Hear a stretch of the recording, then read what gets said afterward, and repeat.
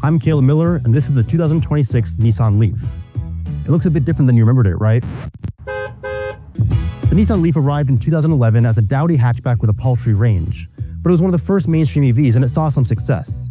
The second generation sharpened the styling, but the range never really became competitive and it was quickly surpassed by newer EVs. The 2026 model, however, is a complete departure. The Leaf has now morphed into a subcompact SUV.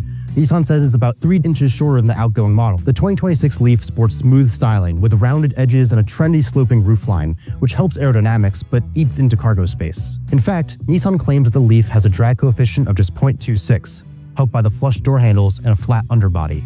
At the rear, there's a large gloss black panel which houses the taillights. These have a cool 3D hologram effect, although that's only available on the Platinum Plus model. Like I said earlier, that fastback profile eats into cargo space. With the rear seats up, Nissan says you have about 20 cubic feet of space here, and with the seats flat, you have 55.5 cubic feet. That's a bit less than the Hyundai Kona Electric and Kia Niro EV. But there's far more to the 2026 Nissan Leaf than a fresh look. It actually has competitive range. Nissan says that a 75 kilowatt-hour battery pack will provide roughly 303 miles of range in the S Plus trim. Opting for the fancier trims will drop that range slightly. The SV Plus will drop to 288 miles, while the Platinum Plus will drop to 256 miles.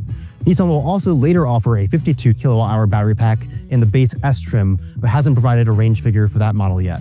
The Leaf will also be able to charge much faster than before. While the outgoing model maxed out at 50 kilowatts, this new one will max out at 150 kilowatts on a DC fast charger. Nissan says going from 10 to 80% will take about 35 minutes. Nissan also implemented advanced battery thermal management, allowing for consistent charging regardless of weather conditions. On the passenger side, there's a NACS port. Nissan has an intriguing solution to the current charging landscape, where many automakers have begun to switch to the NACS port, while many non-Tesla public charging stations still use CCS-style plugs. Nissan will also offer an adapter, allowing you to use public CCS-style chargers. Another cool feature is that the Leaf will offer vehicle-to-load capability, allowing you to power external devices using the car's battery. On the driver's side, there's a J1772 port, allowing for at-home charging and public Level 2 AC charging. All Nissan Leafs will be powered by a front-mounted electric motor, delivering 214 horsepower and 262 pound-feet of torque in most trims.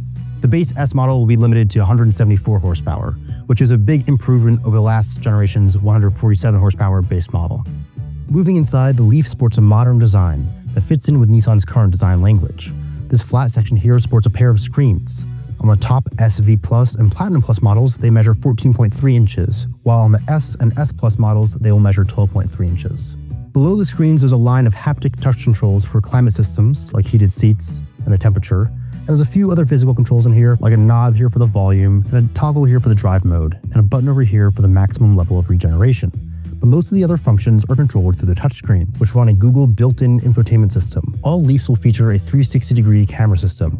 This will be a boon for parking in tight spaces in cities like New York and Los Angeles. On the top Platinum Plus model, there's also an electronically dimming moonroof, adjusted with this toggle right here, which displays the Leaf badge up here. Platinum Plus trim will also feature a 10-speaker Bose premium sound system with speakers in the headrest so you can take a phone call without disturbing your other passengers. The Nissan Leaf is a subcompact SUV now in 2026, and Nissan says it's about 3 inches shorter than the outgoing model. That means it's a little bit tight back here for someone like me, who's about 5'11". The rear seats also feature a pair of USB-C ports, and on this model, heated seats on the outboard seats.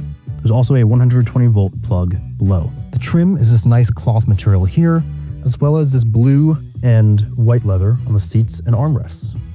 The 2026 Nissan Leaf is a big improvement over the outgoing model, offering improved range, a well-appointed cabin, handsome styling, and charging flexibility. But will that be enough to compete in an increasingly crowded EV landscape? We'll have to see when the Leaf arrives at dealerships this fall. Nissan doesn't have full pricing information yet, but says it wants to keep the Leaf affordable, so we expect it to start around $30,000, maybe even below that. We'll have to wait and see.